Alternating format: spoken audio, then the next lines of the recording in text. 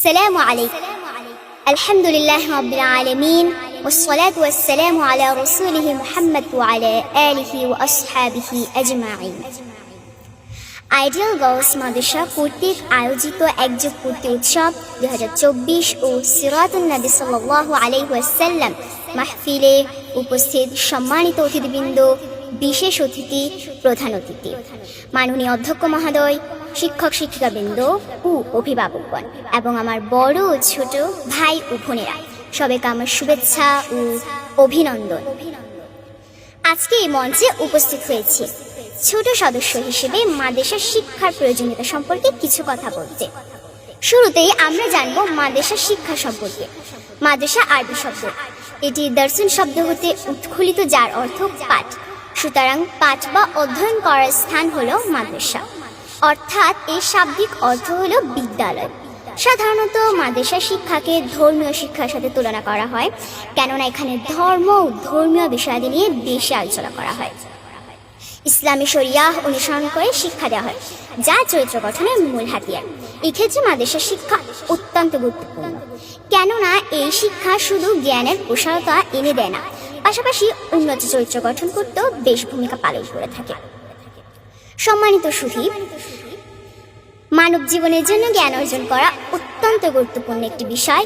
যেমন প্রিয় নবী হযরত মুহাম্মদ সাল্লাল্লাহু আলাইহি ওয়াসাল্লাম নিজেই ইরশাদ করেছেন, তলাবুল ইলমি ফরিদাতুন আলা কুল্লি মুসলিমিন, অর্থাৎ প্রত্যেক মুসলমান নর-নারীর জন্য জ্ঞান অর্জন করা আবশ্যক। ইবনে মাজাহ 224। ছাত্রছাত্রীর উত্তম চরিত্র গঠন করতে মাদ্রাসা বেশ ভূমিকা পালন করে থাকে। যেমন ইসলামের শিক্ষা হচ্ছে বড়দের প্রতি সম্মান প্রদর্শন করা ও ছোটদের প্রতি স্নেহ করা।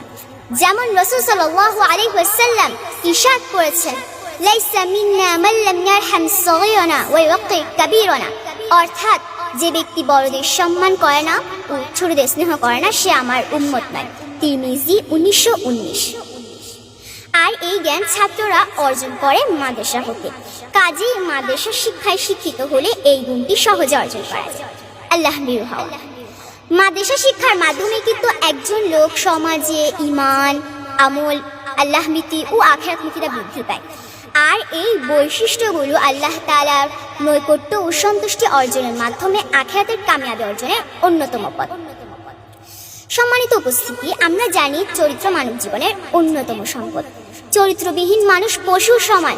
এই অবস্থায় যে ব্যক্তি মাদ্রাসায় লেখাপড়া করে, সে নিজেকে কোরআন হাদিসের আলোকে গড়ে তোলে, ফলে সে উত্তম স্বভাব ও সুচরিত্রের অধিকারী হয়ে ওঠে। প্রকৃত মুসলিম হওয়ার অন্যতম শর্ত হলো হালাল হারাম মেনে চলা। মাদ্রাসা শিক্ষা একজন শিক্ষার্থীকে হালাল হারাম মেনে চলার শিক্ষা দেয়, ফলত সে বাস্তব জীবনে হারাম থেকে বেঁচে থাকে আর হালাল পথ অনুসরণের প্রেরণা পায়। পরিশেষে আমি বলতে চাই, মাদ্রাসা শিক্ষায় শিক্ষিত হলে লোকেরা তাহজিব, তামাদ্দুন, দ্বীন, ঈমান, ইজ্জত, আবরুর ইত্যাদি সংরক্ষণে ঐতিহাসিক ভূমিকা পালন করে থাকে। পথহারা মানুষগুলোকে সঠিক পথের দিশা দিতে এদের বিকল্প নেই। অনৈতিক কাজ কর্মের সাথে তাদের কোনো প্রকার সম্পৃক্ততা। মুঠ কথা, সৎ ও আদর্শ জাতি গঠনে মাদ্রাসা যে ভূমিকা পালন করে থাকে, সেই ভূমিকাকে অস্বীকার বা ছোট করে দেখার কোনো সুযোগ নেই। সবাইকে ধন্যবাদ। আসসালামু আলাইকুম।